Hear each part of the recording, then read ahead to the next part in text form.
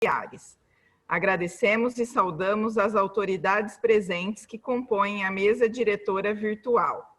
Doutora Fabiana Junqueira Middleton Quezada, presidente da Comissão de Direito Sistêmico da OAB São Paulo, facilitadora e treinadora de constelações familiares e organizacionais, coaching, fundadora da Sociedade Brasileira de Direito Sistêmico, coordenadora e coautora de livros sobre coaching, PNL e pensamento sistêmico. Excelentíssimo senhor doutor Eduardo Tuma, presidente da Câmara Municipal de São Paulo, professor, pós-doutor em Direito pela Universidade Paris Panthéon-Sorbonne, doutor em Filosofia do Direito e mestre em Direito do Estado pela PUC São Paulo. Doutora Cláudia Patrícia de Luna Silva, conselheira seccional da OAB São Paulo, presidente da Comissão da Mulher Advogada da OAB São Paulo, especialista em gênero e violências pela Georgetown University, presidente da Elas por Elas, Vozes e Ações das Mulheres e do Movimento contra o Tráfico de Pessoas, membro do Conselho de Notáveis do Instituto Latino-Americano de Direitos Humanos, membro da Diretoria Nacional da Associação Brasileira de Mulheres de Carreira Jurídica, integrante do projeto Promotora Legais Populares de GLE10, Instituto da Mulher Negra, do coletivo Advogadas do Brasil, da Baiome Juristas Negras e da Rede Feminista de Juristas, Defende. Doutor Leonardo Romero, vice-presidente da Comissão de Direito Sistêmico da OAB São Paulo, mestrando em Resolução de Conflitos e Mediação na Espanha, pós-graduado em Direito Civil, Processo Civil e em Direito de Família e Sucessões, mediador de conflitos, certificado pelo Conselho Nacional de Justiça, presidente da Comissão de Conciliação, Mediação e Arbitragem da OAB Subseção de São José dos Campos, constelador familiar formado pela Sociedade Brasileira de Direito Sistêmico, professor universitário e coautor de livros sobre resolução de conflitos. Doutor Eugênio Proença de Góes Filho, segundo vice-presidente da Comissão de Relação com a Câmara Municipal de São Paulo, da OAB São Paulo. Registramos e agradecemos a presença da doutora Cristina do Nascimento Perrone, secretária da Comissão de Direito Sistêmico da OAB São Paulo. Neste momento, convidamos a doutora Fabiana Junqueira Middleton Quezada, presidente da Comissão de Direito Sistêmico da OAB São Paulo, para a abertura e condução de nosso webinar.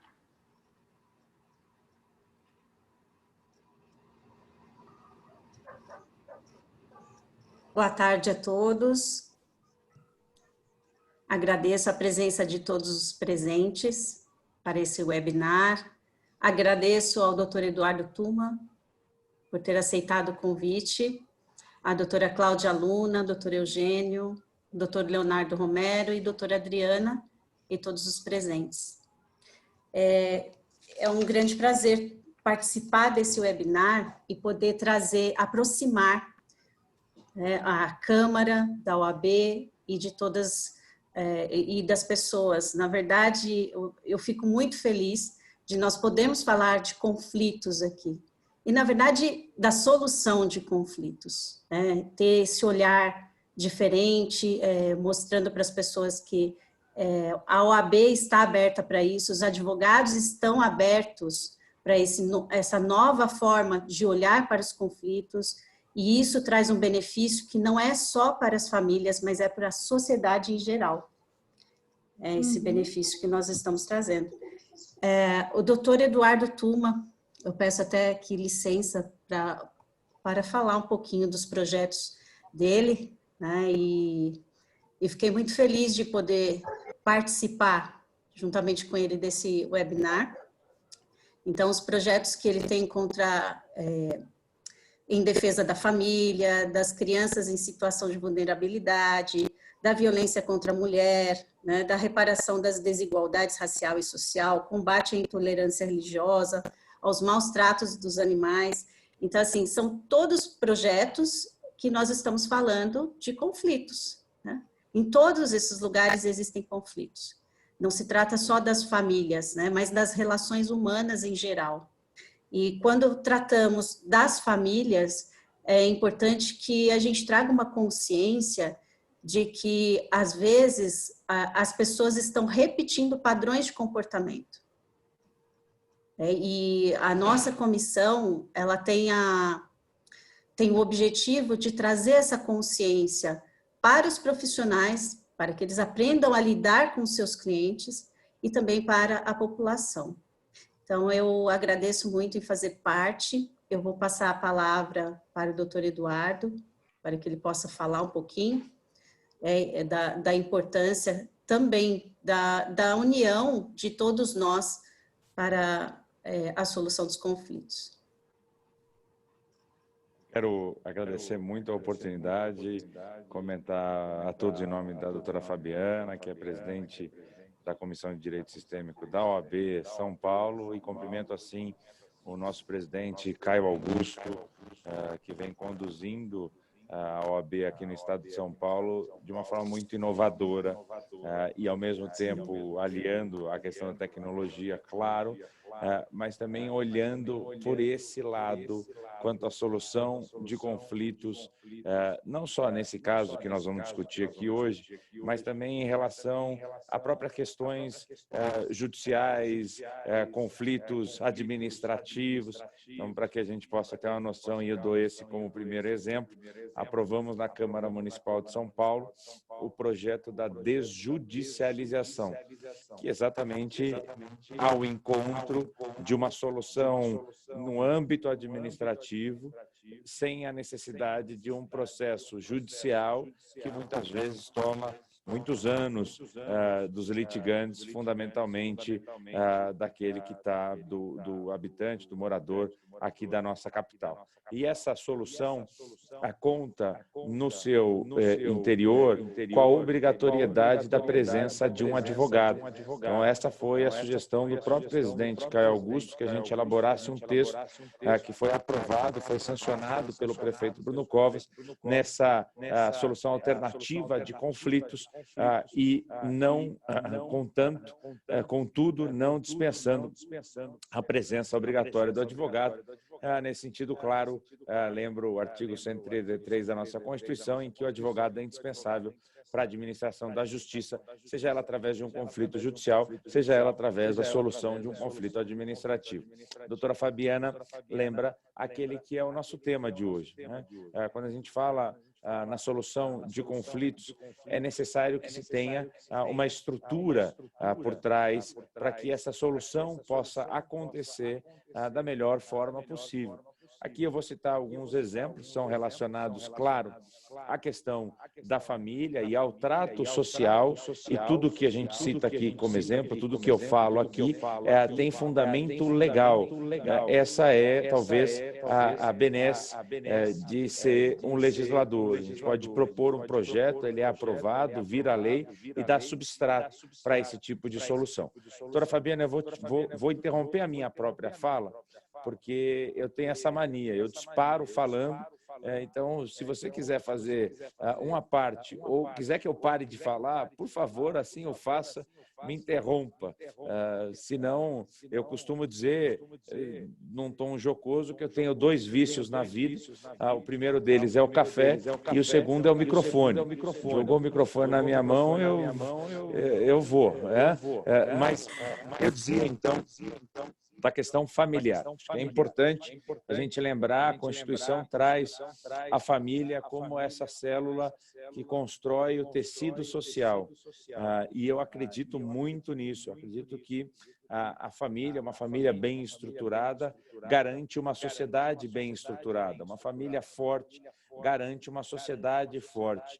É claro que a gente não pode supor, até numa utopia, que todas as famílias são bem constituídas ou estruturadas. Você tem muitas mazelas sociais que acabam levando a problemas sociais. Então, por isso, eu sou presidente e criador da Frente Parlamentar em Defesa da Família na Câmara Municipal, para que a gente possa entender nessa relação social, em que o direito, claro, atua também, mas para que a gente possa entender nessa relação como que a gente pode proporcionar à sociedade paulistana um melhor conceito de família e aí com valores, evidentemente, defendidos por essa frente, que é uma frente multipartidária, conta com vereadores de diversos segmentos da sociedade, inclusive, diversos níveis em relação à questão financeira, econômico-financeira também. Então, esse é o primeiro exemplo e depois eu queria que vocês pudessem me questionar em relação a esses exemplos. O segundo exemplo... Vou te interromper, desculpa, só um minutinho, porque o seu microfone está com eco. E aí cito concretamente o que está acontecendo na pandemia, nós vislumbramos um aumento, por exemplo, do consumo de bebidas alcoólicas e também um aumento bastante significativo de agressões domésticas, agressões às mulheres.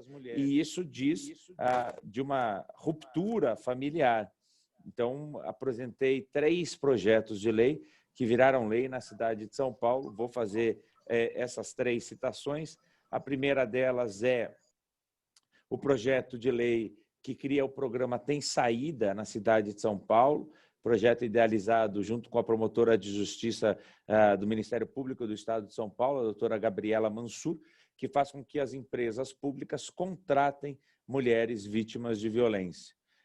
O auxílio hospedagem, que permite que as mulheres tenham essas vítimas de violência doméstica. Claro que a pergunta que sempre me fazem é por que essas mulheres não saem de casa, e óbvio que muitas vezes a dependência financeira do agressor ou a tentativa de manter a família naquela integridade, os filhos, ainda que com um pai agressor dentro de casa, fazem com que essas mulheres tenham medo, receio e mesmo uma incapacidade financeira para poder buscar um teto, uma recomposição emocional. Então, nós criamos esse programa, que é o auxílio hospedagem, que já está valendo na cidade de São Paulo, é eficaz, que dá à mulher vítima de violência garantia o anonimato, mais um auxílio financeiro durante 12 meses, para que ela possa se reestruturar emocionalmente, mesmo financeiramente, e aí ter um teto sobre sua cabeça e sair daquele cenário, daquela situação em que ela se encontra com aquele agressor. E aí o terceiro exemplo também, nesse caso, e essas 3 leis, elas formam um guarda-chuva para olhar para essa questão da agressão doméstica do homem em relação à mulher, que é a multa ao agressor. Então, nós criamos na cidade de São Paulo uma multa de natureza pecuniária, uma multa administrativa de natureza pecuniária, que vai ser imposta ao agressor pelo custo que ele deu ao Estado brasileiro, paulistano. Essa multa pode chegar até R$10 mil. Ela já é lei. Então, o que eu estou citando aqui são leis que já têm a sua eficácia na cidade de São Paulo. Daí há tantos outros exemplos, como aquele cidadão contribuinte que resgata uma criança em situação de vulnerabilidade, ele tenha desconto no Imposto Predial e Territorial Urbano, no IPTU. Então, você percebe que a Câmara Municipal, apesar de não ter competência constitucionalmente aferida aos municípios para tratar diretamente de direito civil, direito de família, por exemplo, acha soluções que são alternativas para que a gente possa proteger essa célula máter da sociedade, que é a família. E aí o nome, a denominação da comissão, ela é muito propícia nesse momento, quando a gente fala de direito sistêmico, desse olhar holístico do direito, das frentes todas que o direito abrange, e não só sob o ponto de vista temático, mas também sob o ponto de vista procedimental, em que o município fala sobre direito de família, mesmo sem falar sobre direito de família. O município legisla a favor da manutenção e da concretude da família, mesmo sem ter competência para falar diretamente do direito civil. Por isso, eu acredito, vou parar de falar já, eu acredito que nós temos bons exemplos aqui na cidade de São Paulo quanto a esse tema, em defesa desse tema, como eu disse a vocês, como eu pude mencionar a vocês. Quero devolver a palavra à doutora Fabiana, agradecer muito a oportunidade, espero não ter me estendido, espero ter atingido aqui o tema do nosso debate. Eu agradeço, doutor Eduardo, e esses temas são muito importantes, porque a nossa comissão, ela traz essa consciência da importância de nós trazermos para a mulher o empoderamento também. Mas eu vou te fazer uma pergunta, né, já que aqui... como você vê, por exemplo, essa relação do homem?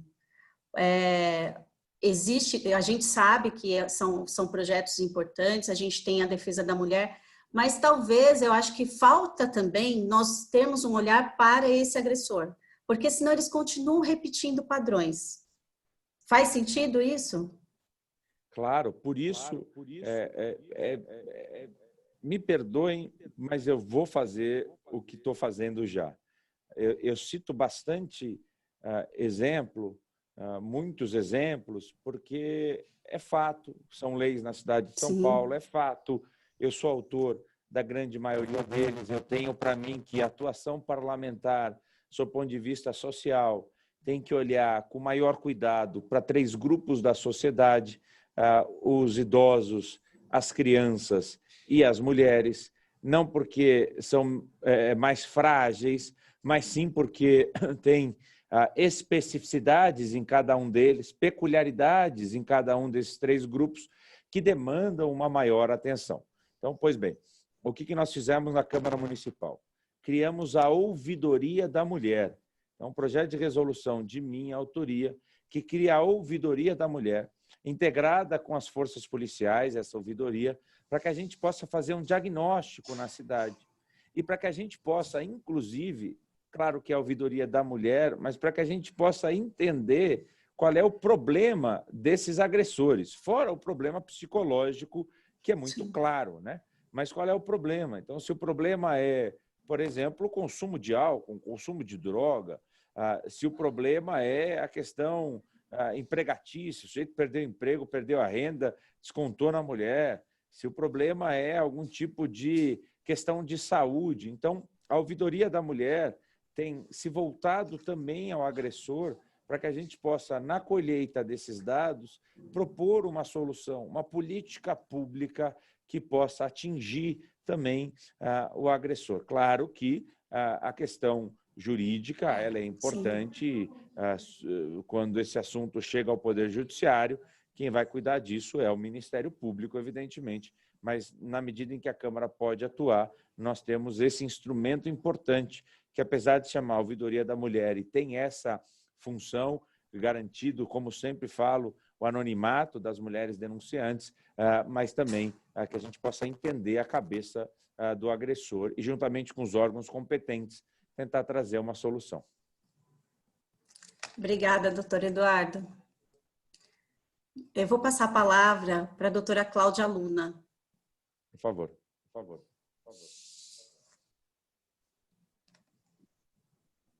Bom, boa tarde a todas as pessoas presentes, querida doutora Fabiana Quezada, nossa presidente da Comissão de Direito Sistêmico da Seccional da UAB, nosso nobre vereador Eduardo Tuma, nosso querido vice-presidente da comissão, doutor Leonardo Romero, doutor Eugênio, doutora Adriana Perrone, secretária da comissão. Em primeiro lugar, eu quero agradecer a oportunidade de poder dialogar de maneira sistêmica nesse evento que eu considero, nesse webinar que eu considero tão importante para que a gente discuta esse tema não é? Eu aqui, do meu lugar, enquanto presidente da Comissão da Mulher Advogada, enquanto pessoa que tenho pesquisado e atuado nessas questões relativas a gênero e violências, quando eu me deparo com esse tema dos conflitos familiares e penso de maneira sistêmica, até porque também me reconheço uma advogada sistêmica, eu entendo o quanto esses conflitos familiares, eles estão, na realidade, ligados. Eles têm uma origem também a partir de um sistema, não é? Esse sistema da família, ele tem como base sistemas outros que nos dão uma dimensão muito mais ampla para que a gente possa enxergar e, sobretudo, dialogar, reconhecer e ressignificar esse fenômeno da violência. Esse fenômeno da violência intrafamiliar que também tem sido intensificado nesse período de pandemia, inclusive por conta dessa convivência familiar mais próxima, dessa família que, em virtude dessa crise sanitária global, sofre inúmeros impactos de ordem econômica e que precisa conviver de maneira muito mais intensa, e daí esses conflitos eles vêm se intensificando. E aí eu penso que essa violência, que na verdade vai também potencializar esses conflitos, que são objeto desse nosso webinar de hoje, eles não começam e nem têm origem no isolamento social e também por conta da pandemia do Covid-19. Eles têm também origem a partir de um sistema, que eles também têm essa origem sistêmica, eles nascem a partir de um sistema, que é o sistema patriarcal, e esse sistema patriarcal traz como legado 2 pilares que são responsáveis por estruturar as desigualdades que são encontradas nesse conjunto de sociedade que nós vivemos. E que pilares são esses estruturadores e estruturantes das desigualdades presentes nesse conjunto de sociedade? São os pilares, mais uma vez, que são legado desse sistema patriarcal, que são os legados do machismo e do racismo. Esses 2 pilares que estruturam as desigualdades sociais, eles, por certo, potencializarão essas violências sobre as quais o doutor Eduardo Tuma, o vereador Eduardo Tuma, traz esse conjunto de políticas públicas que também nos dão a dimensão desse fenômeno da violência, que ele não é sozinho, que ele não acontece também por conta desses elementos estruturais e estruturantes atravessados pelo machismo e racismo, e também eles não param e não se limitam a esses conflitos familiares que acontecem nessa célula máter da sociedade que é a família. Esses conflitos familiares, eles, de forma sistêmica, eles têm intercomunicações ou interconectividades com outras dinâmicas e outras situações, como, por exemplo, se nós formos pensar nesse período específico de pandemia, onde as famílias estão convivendo de maneira mais intensa, e eu observo, a partir do componente do isolamento social, essa intensificação de conflitos que, numa maneira mais grave, resultarão em violências domésticas intrafamiliares, eu posso dizer que esses conflitos que acontecem aqui na família, eles vão acontecer por conta também, eles vão ter como ingredientes outros, por exemplo, a divisão sexual desigual do trabalho, que vai colocar as mulheres numa condição mais assoberbada e de sobrecarga de atividades. Por quê? Esses filhos estão sem escola e sem creche. Essa mulher, muitas vezes, é uma mulher trabalhadora, que está dentre aquelas que exercem as chamadas atividades essenciais e que precisa duelar com algumas circunstâncias. Dentre elas, esse conflito familiar que é potencializado por essa violência, vai duelar também com o coronavírus, com essa violência que ela extrapola esse conflito familiar e também terá reflexos nesse meio urbano, não é? Porque se a gente pensar um pouco que essa mulher que ela trabalha e já dialoga e já enfrenta essa divisão sexual desigual do trabalho, ela sai da sua casa muito cedo e volta muito tarde por conta desse isolamento social, há um impacto também sistêmico nesse espaço urbano que está mais vazio, está mais deserto. E esse espaço urbano também, ele se coloca como potencial perigo e também potencializador de violências outras sobre essa mulher. Por exemplo, que para além da exposição ao vírus, nesse espaço urbano mais deserto, ela pode se deparar, por exemplo, com a violência, uma violência sexual, porque a cidade está mais deserta, pode ter alguns pontos menos iluminados. Olha só o quanto essas coisas, numa perspectiva sistêmica, elas se comunicam. E o quanto uma questão que está dentro de casa, ela não termina dentro de casa e nem se inicia dentro de casa a partir de um conflito familiar, não é? Então, o que a gente precisa pensar é quando nós nos debruçamos e fazemos uma análise muito mais ampla, uma análise sistêmica desses conflitos familiares, é dizer que esses conflitos, que parecem conflitos tão pequenos, eles trazem dimensões muito grandes a partir do momento em que eles podem, a partir deles, derivar e serem portais de acesso para violências ainda maiores. E aí vocês vão dizerem, mas como assim?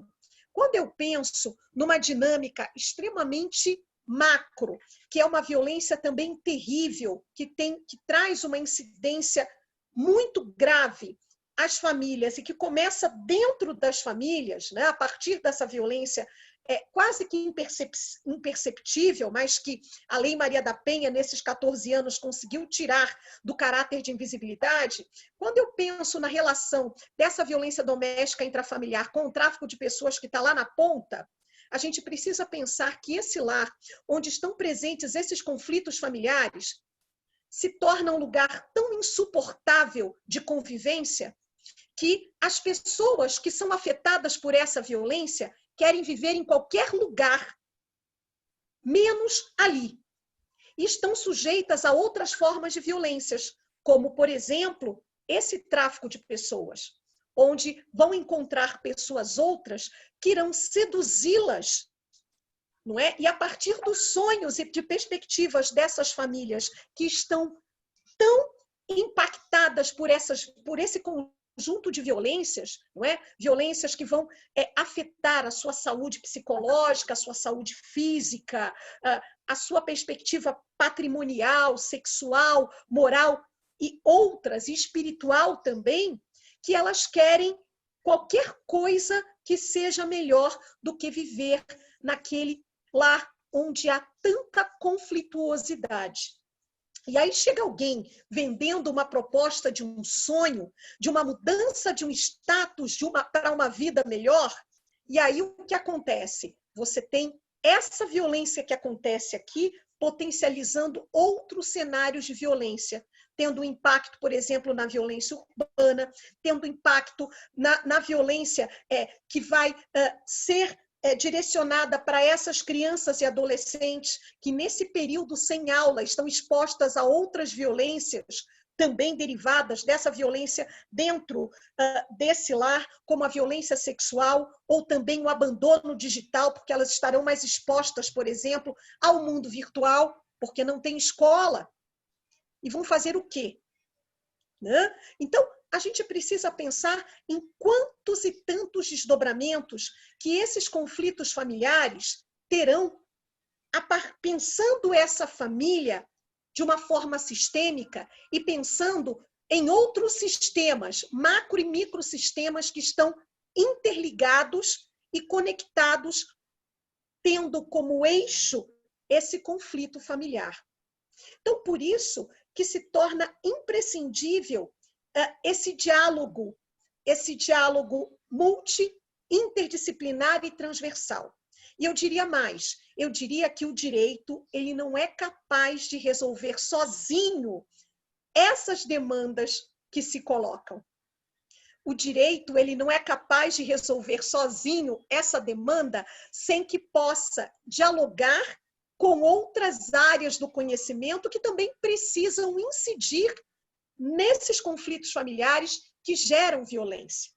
E aí eu trago também a importância fundamental de uma rede, pensando numa perspectiva sistêmica, de uma rede que se coloca na nossa cidade, que esteja apta a reconhecer essa violência enquanto fenômeno, numa dinâmica acadêmica para que ela possa ser pesquisada, que ela possa ser conhecida, mas também penso nessa violência enquanto problemática que precisa ser enfrentada e ser também trabalhada por todas essas áreas do conhecimento, pela saúde, pela educação, pela área da psicologia, pelas políticas públicas que já se mostram aí extremamente, no âmbito municipal, tão incidentes nessas violências, pensando o quanto essa violência ela traz impactos de ordem econômica na vida da mulher, pensando o quanto a autonomia econômica e o empreendedorismo podem potencializar a saída da mulher desse ciclo de violência, podem colaborar para isso, obviamente com uma rede que lhe garanta um suporte psicológico para que essa mulher também se reconheça nesse contexto de violência. Porque nós sabemos que essa violência ela é tão complexa enquanto fenômeno que, por vezes, as pessoas que estão nesse contexto são incapazes de se reconhecer enquanto sujeitos dessa violência e sempre estão numa perspectiva de negacionismo. Não, ela não existe porque não tem violência física, ou não, mas a gente também precisa pensar no potencial de letalidade, não é? Dessa violência psicológica. E trazendo para outro contexto, nós estamos no mês de setembro, que é um mês de prevenção ao suicídio, o quanto essa violência que acontece nesse contexto do lar, que por vezes é tão invisibilizada, não é? Ainda bem que agora ela sai do contexto do privado e ganha um status de violência reconhecida pelo Estado, o quanto essa violência ela tem um caráter de potencial letalidade na saúde psicológica de quem sofre. As mulheres, elas sofrem um dano psíquico por conta dessas violências, desse conjunto de violências que experimentam ao longo da vida nesses relacionamentos abusivos. E existe, sim, a tese do dano psíquico, da lesão corporal, enquanto lesão à saúde psíquica da mulher, trazendo um dano psíquico, trazendo um dano existencial, enquanto dano ao projeto de vida dessa mulher. Então, o quanto essa rede que acolhe, o quanto essa violência ela precisa ser percebida nesse olhar mais abrangente, nesse olhar sistêmico, enquanto grave violação aos direitos humanos das mulheres, que são cerceadas na sua liberdade, que sofrem impactos psicológicos, e esses impactos à sua saúde psicológica são danos de ordem permanente. Daí a importância de nós termos uma rede potencializada, uma rede fortalecida no âmbito da cidade, no âmbito de equipamentos sociais, no âmbito de profissionais qualificados e permanentemente capacitados, não é? Para atender essas mulheres, a fim de que elas não sofram o estigma da revitimização. Porque nós, enquanto sociedade, ainda temos eu digo que todas e todos nós nascemos com uma toga natural, não é? E quando nós nos deparamos com essas pessoas, com essas famílias que estão nesse conjunto de conflitos familiares, qual é a tendência nossa mesmo que nós sejamos essas pessoas que tenhamos esse olhar humanizado, mas ainda temos aquele conjunto de princípios e de preconceitos que nos constroem enquanto pessoas humanas e que, por vezes, nós temos a tendência a trazer para os atendimentos que nós fazemos, para as nossas atuações, não é? Então, esse cuidado é extremamente importante. Até porque nós temos eu vou citar aqui 2 instrumentos internacionais dos quais o Brasil é signatário, a Convenção Interamericana, não é? Para punir, prevenir e erradicar essa violência, é a Convenção de Belém do Pará, no âmbito do Sistema Interamericano de Direitos Humanos, e a Convenção da ONU para punir e eliminar todas essas formas de violência contra a mulher. E essa Convenção Internacional da ONU, que o Brasil também assinou, traz para o nosso direito interno uma recomendação muito interessante, que é a recomendação de número 33, que ela aconselha a nós, enquanto sociedade, em especial o sistema de justiça, entre os quais eu incluo também o sistema legislativo e a própria rede de atendimento, a essa mulher, atender essa mulher em situação de violência de forma a não criar estereótipos, estigmas ou culpabilização. E pensar nessa mulher numa perspectiva holística. Não apenas enquanto a mulher que sofre violência, mas ela é mãe, ela é uma mulher que ela está num contexto de violência. Ela não é?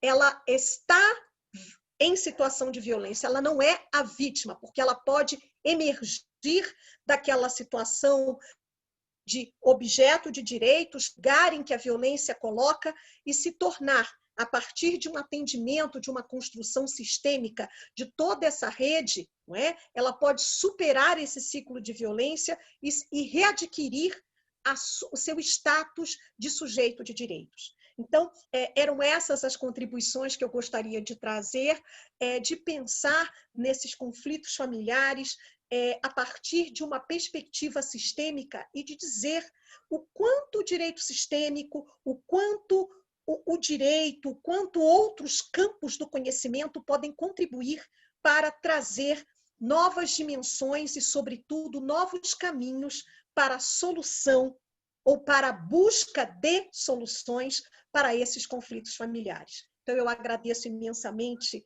mais uma vez, a oportunidade e quero parabenizar a Comissão de Direito Sistêmico por trazer essa discussão que é tão importante. Muito obrigada e parabéns. Agradeço, doutora Cláudia, por suas sempre sábias palavras. Vou passar a palavra para o Leonardo Romero, doutor Leonardo Romero. Boa tarde a todos. É uma honra para mim, né, estar aqui mais uma vez à frente de um evento tão importante. É uma honra escutar a doutora Cláudia Luna, que eu, no começo do evento, até falei para ela que uma simples explanação dela é uma aula, não é? De tanto conhecimento, de tantas explicações e tanta experiência. Agradecer a oportunidade e a disponibilidade do Dr. Eduardo Tuma estar aqui conosco, né? Unindo aí OAB e a Câmara, que nós precisamos entender, quando falamos em sistêmico, que todos pertencem. Estamos em classes separadas porque temos trabalhos, muitas das vezes, diferentes, mas quando olhamos no todo, um trabalho em conjunto. Então, isso é muito importante estar destacado, porque precisa que, então, tenha essa interação.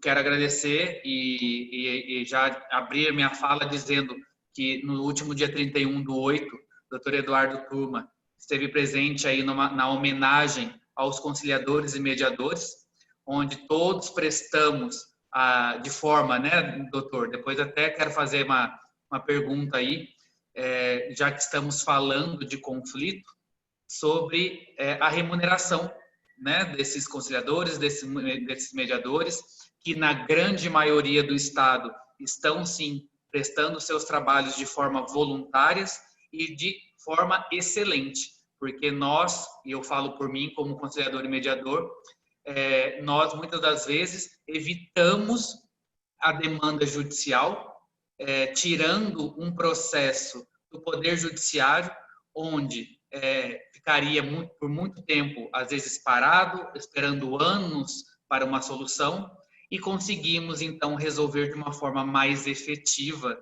e realmente contundente, entendendo todo o contexto aí familiar desses conflitos. Então, doutor Eduardo, eu sei que o senhor tem um compromisso, não vai conseguir ficar até o final, mas eu já quero fazer essa pergunta, então. Como que o senhor vê, se tem uma solução, como é isso, como está a relação da remuneração, como é isso para a Câmara? Então, quero agradecer a pergunta.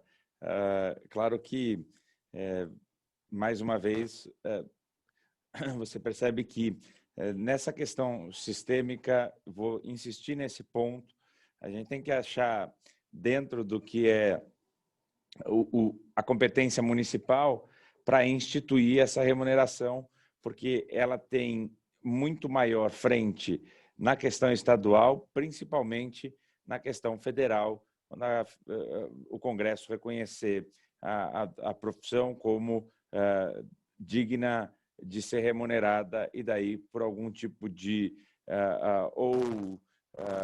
vamos ser uma taxa, uma tarifa que o Estado possa cobrar e possa remunerar os conciliadores. O que a gente tem feito na Câmara Municipal há anos, suscitar esse debate, incluir nas soluções alternativas de conflito a figura do mediador, do conciliador, e aí nós vamos achar, e aí preciso dialogar com o prefeito nesse sentido, uma forma de remunerar sem chamar de remuneração, uma forma de, talvez, alguma compensação pelo trabalho, encaixar isso dentro da Secretaria de Justiça e a Secretaria de Justiça poder achar uma solução. O que eu quero dizer é que não tenho, e aí sem vergonha de assumir isso, eu não tenho uma solução pronta para dar para a categoria, ao mesmo tempo que nós estamos insistindo, buscando,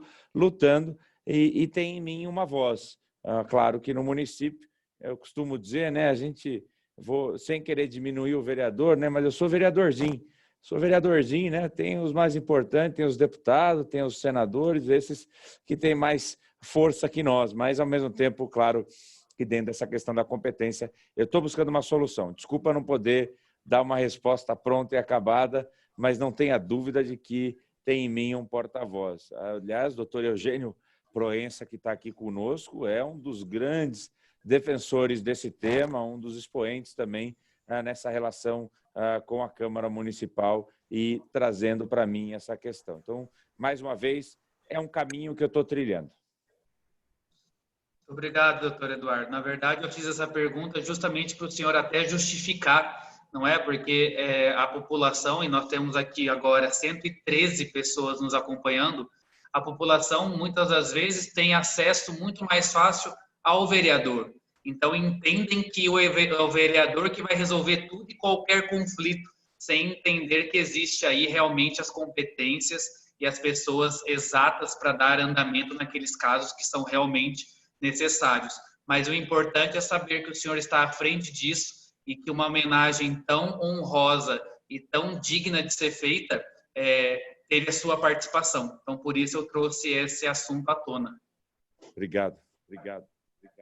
Bom, dando sequência aqui na fala do sistêmico, né? Eu gosto sempre de falar e eu tenho desenvolvido junto com a doutora Fabiana e a Adriana pela comissão um trabalho com os homens, porque não adianta falarmos só das mulheres se nós não incluímos os homens. E essa inclusão é necessária, essa inclusão precisa ser feita. Porque como estamos falando de conflitos, nós precisamos entender que se o homem é colocado como causa do conflito, por que não incluirmos os homens também para a solução? Então, o grande ponto é entender que, lógico, o número de mulheres agredidas psicologicamente, fisicamente, patrimonialmente, economicamente e tantas outras violências que acontecem, as mulheres são os números maiores, não é? Mas também não podemos deixar de falar que alguns homens também sofrem esse tipo de violência. Por isso o tema é conflitos familiares, porque isso pode ser uma via de mão dupla e não só única.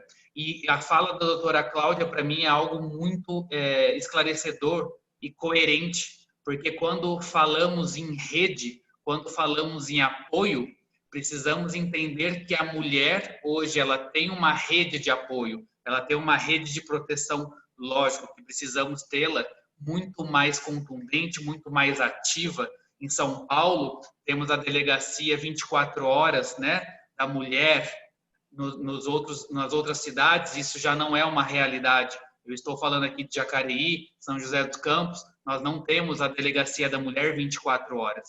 Então, precisa ter esse projeto expandido, precisa que o Estado fale a mesma língua, isso é muito importante, mas entender que o homem, como agora saiu no artigo 20 da Lei Maria da Penha, que todos os homens que são agressores, eles necessariamente vão passar por um atendimento ali psicossocial, com projetos sociais para a inclusão e a solução disso.